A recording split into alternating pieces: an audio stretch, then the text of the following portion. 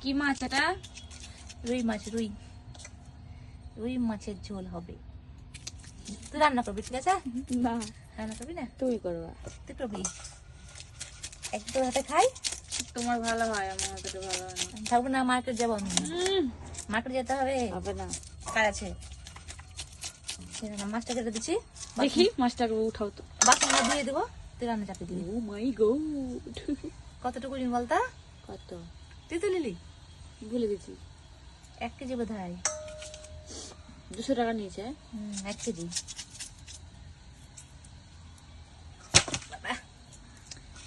মাছলি ভাত খাবো। মাছলি ভাত। কে কে খাবে মাছ? চলে আসো। না, সবাই খাবে। ভাগে খুঁজবে না, সবাই চলে এলে পরে।